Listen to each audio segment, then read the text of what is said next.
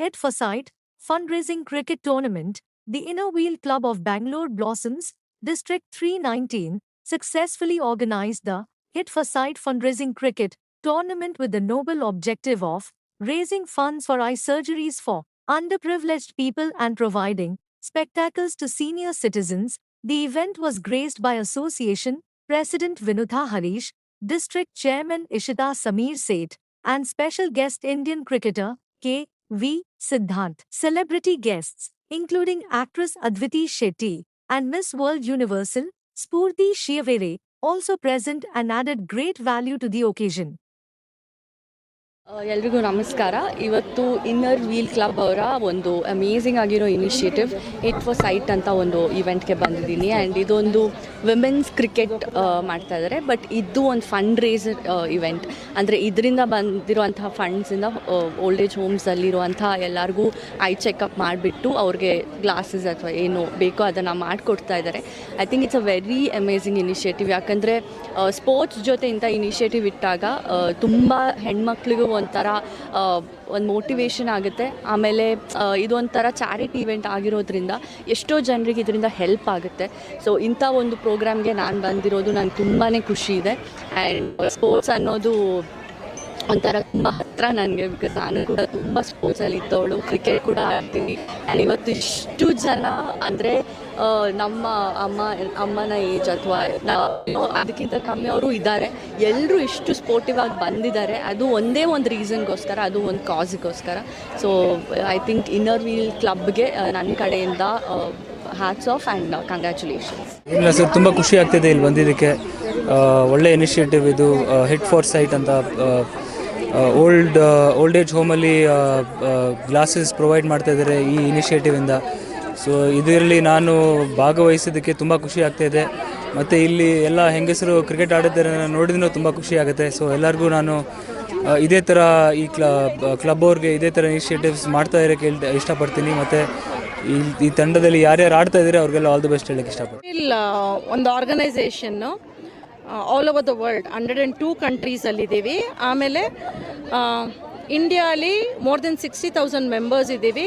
27 ಡಿಸ್ಟ್ರಿಕ್ಸಲ್ಲಿದ್ದೀವಿ. Inner Wheel district 319ಅಲ್ಲಿ 47 club ಇದ್ದೀವಿ. 47 ಕ್ಲಬ್ಬಲ್ಲಿ ಡಿಸ್ಟ್ರಿಕ್ಟ್ ಇದು Inner Wheel club of Bangalore Blossoms ಒಂದು. Inner Wheel club of Bangalore Blossoms ತುಂಬ ಒಳ್ಳೆ ಕೆಲಸ ಮಾಡ್ತಾ ಇದ್ದಾರೆ. Last year hit for sight ಅಂತ ಒಂದು ಇನಿಷಿಯೇಟಿವ್ ಸ್ಟಾರ್ಟ್ ಮಾಡಿದ್ರು.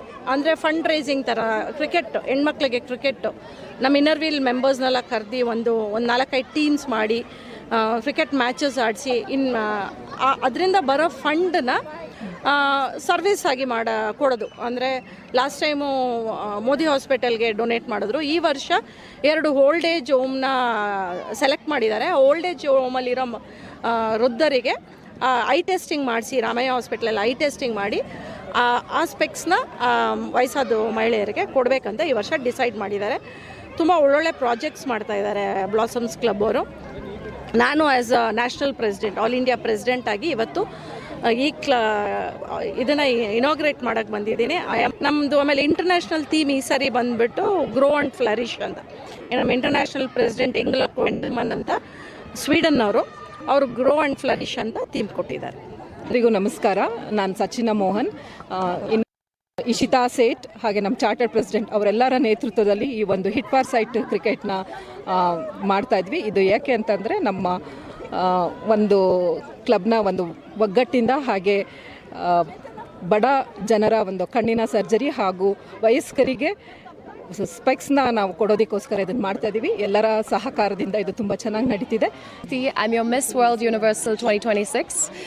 I'm basically from Canada, but ನನ್ನ roots alla Bengaluru. So I'm very happy to be here. I want to wish all the teams a very, very good luck, all the very best, and I'm just happy to be here. Meena Kodanram. I'm the president of Bangalore Blossoms, which is an offshoot of Rotary. It's the women's wing of Rotary. Today we are all meeting here for a very important cause, that is Hit for Sight. The reason why we started this initiative is that eyesight is very important, and Like for us, some of us, it may be just wearing a glasses, but for the old people, it's something that, or they can recognize a face.